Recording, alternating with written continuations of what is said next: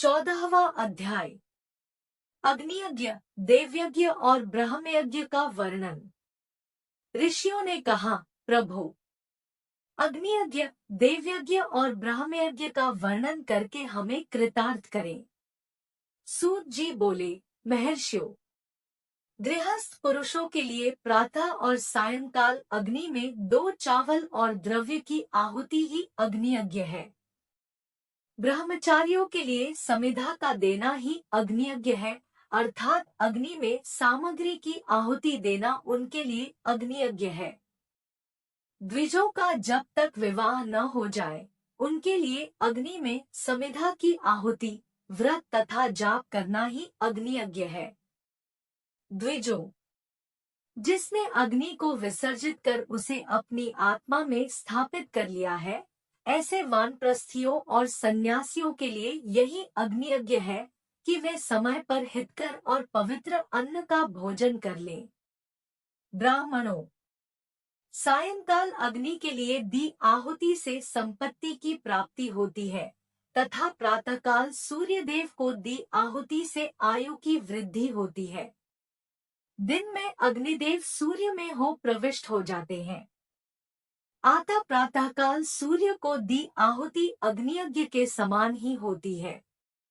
इंद्र आदि समस्त देवताओं को प्राप्त करने के उद्देश्य से जो आहुति अग्नि में दी जाती है, वह देवयज्ञ कहलाती है। लौकिक अग्नि में प्रतिष्ठित जो संस्कार निमित्तिक हवन कर्म है, वह देवयज्ञ है। देवताओं को प्रसन्न करने के लिए नियम से विधिपूर्वक किया गया यज्ञ ही देवयज्ञ है। वेदों के नित्य अध्ययन और स्वाध्याय को ब्रह्मयज्ञ कहते हैं। मनुष्य को देवताओं की तृप्ति के लिए प्रतिदिन ब्रह्मयज्ञ करना चाहिए। प्रातःकाल और सायंकाल को ही इसे किया जा सकता है। अग्नि के बिना देवयज्ञ कैसे होता है? इसे श्रद्धा और आदर से सुनो। सृष्टि के आरंभ में सर्वज्ञ और सर्वसमर्थ महादेव शिवजी ने समस्त लोगों के उपकार के लिए वारों की कल्पना की। भगवान शिव संसार रूपी रोग को दूर करने के लिए वैद्य हैं। सबके ज्ञाता तथा समस्त औषधियों के औषध हैं। भगवान शिव ने सबसे पहले अपने वार की रचना की जो आरोग्य प्रदान करने वाला है। तत्पश्चात अपनी माया शक्ति का वार बनाया जो संपत्ति प्रदान करने वाला है। जन्म काल में दुर्गतिग्रस्त बालक की रक्षा के लिए कुमार के वार की कल्पना की। आलस्य और पाप की निवृत्ति तथा समस्त लोगों का हित करने की इच्छा से लोकरक्षक भगवान विष्णु का वार बनाया। इसके बाद शिवजी ने पुष्टि और रक्षा के लिए आयुआकर्ता त्रिलोक सृष्टा परमेष्टि ब्रह्मा का आयुष्कारक वार बनाया। तीनों लोकों की वृद्धि के लिए पहले पुण्य पाप की रचना होने पर लोगों को शुभाशुभ फल देने वाले इंद्र और यम के वारों का निर्माण किया। ये वार भोग देने वाले तथा मृत्यु भय को दूर करने वाले हैं। इसके उपरांत भगवान शिव ने 7 ग्रहों को इन वारों का स्वामी निश्चित किया। ये सभी ग्रह नक्षत्र ज्योतिर्मय मंडल में प्रतिष्ठित है।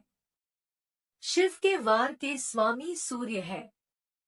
शक्ति संबंधी वार के स्वामी सोम, कुमार संबंधी वार के अधिपति मंगल, विष्णुवार के स्वामी बुध, ब्रह्माजी के वार के स्वामी बृहस्पति, इंद्रवार के स्वामी शुक्र व यमवार के स्वामी शनि है। अपने अपने वार में की गई देवताओं की पूजा उनके फलों को देने वाली है। सूर्य आरोग्य और चंद्रमा संपत्ति के दाता है। बुध व्याधियों के निवारक तथा बुद्धि प्रदाता है। बृहस्पति आयु की वृद्धि करते हैं। शुक्र भोग देते हैं और शनि मृत्यु का निवारण करते हैं। इन 7 वारों के फल उनके देवताओं के पूजन से प्राप्त होते हैं। अन्य देवताओं की पूजा का फल भी भगवान शिव ही देते हैं। देवताओं की प्रसन्नता के लिए पूजा की 5 पद्धतियां हैं। पहले उन देवताओं के मंत्रों का जाप, दूसरा होम, तीसरा दान, चौथा तप तथा पांचवा वेदी पर प्रतिमा में अग्नि अथवा ब्राह्मण के शरीर में विशिष्ट देव की भावना करके 16 उपचारों से पूजा तथा आराधना करना। दोनों नेत्रों तथा मस्तक के रोग में और कुष्ठ रोग की शांति के लिए भगवान सूर्य की पूजा करके ब्राह्मणों को भोजन कराएं। इससे यदि प्रबल प्रारब्ध का निर्माण हो जाए तो जरा एवं रोगों का नाश हो जाता है। इष्टदेव के नाम मंत्रों का जाप वार के अनुसार फल देते हैं। रविवार को सूर्य देव व अन्य देवताओं के लिए तथा अन्य ब्राह्मणों के लिए विशिष्ट वस्तु अर्पित करें। यह साधन विशिष्ट फल देने वाला होता है तथा इसके द्वारा पापों की शांति होती है। सोमवार को संपत्ति व लक्ष्मी की प्राप्ति के लिए लक्ष्मी की पूजा करें तथा पत्नी के साथ ब्राह्मणों को घी में पका अन्न भोजन कराएं। मंगलवार को रोगों की शांति के लिए काली की पूजा करें। उड़द, मूंग एवं अरहर की दाल से युक्त अन्न का भोजन ब्राह्मणों को कराएं। बुधवार को दधियुक्त अन्न से भगवान विष्णु का पूजन करें। ऐसा करने से पुत्र मित्र की प्राप्ति होती है। जो दीर्घायु होने की इच्छा रखते हैं वे बृहस्पतिवार को देवताओं का वस्त्र, यज्ञोपवीत तथा घी मिश्रित खीर से पूजन करें। भोगों की प्राप्ति के लिए शुक्रवार को एकाग्रचित्त होकर देवताओं का पूजन करें और ब्राह्मणों की तृप्ति के लिए षड्स युक्त अन्न दें। स्त्रियों की प्रसन्नता के लिए सुंदर वस्त्र का विधान करें। शनिवार अपमृत्यु का निवारण करने वाला है। इस दिन रुद्र की पूजा करें। तिल के होम व दान से देवताओं को संतुष्ट करके ब्राह्मणों को तिल मिश्रित भोजन कराएं। इस तरह से देवताओं की पूजा करने से आरोग्य एवं उत्तम फल की प्राप्ति होगी। देवताओं के नित्य विशेष पूजन, स्नान, दान, जाप, होम तथा ब्राह्मण तर्पण एवं रवि आदि वारों में विशेष तिथि और नक्षत्रों का योग प्राप्त होने पर विभिन्न देवताओं के पूजन में जगदीश्वर भगवान शिव ही उन देवताओं के रूप में पूजित होकर सब लोगों को आरोग्य फल प्रदान करते हैं। देश, काल, पात्र, द्रव्य, श्रद्धा एवं लोक के अनुसार उनका ध्यान रखते हुए महादेव जी आराधना करने वालों को आरोग्य दी फल देते हैं। मंगल कार्य आरंभ में और अशुभ कार्यों के अंत में तथा जन्म नक्षत्रों के आने पर गृहस्थ पुरुष अपने घर में आरोग्य की समृद्धि के लिए सूर्य ग्रह का पूजन करे।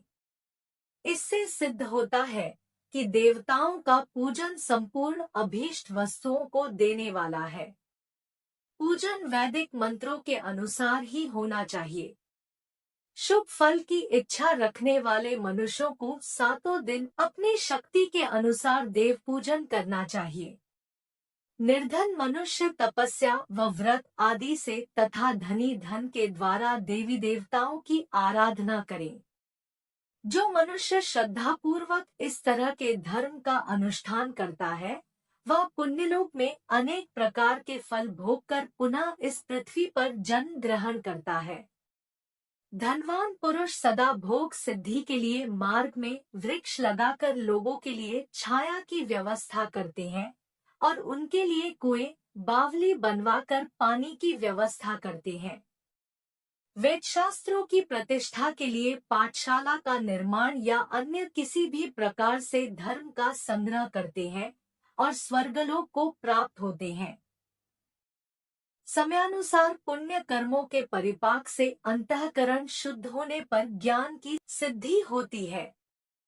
द्विजो, इस अध्याय को जो सुनता, पढ़ता अथवा सुनने की व्यवस्था करता है उसे देवयज्ञ का फल प्राप्त होता है। अगर वीडियो पसंद आ गई हो तो वीडियो को लाइक करके चैनल को सब्सक्राइब कर दीजिएगा। धन्यवाद।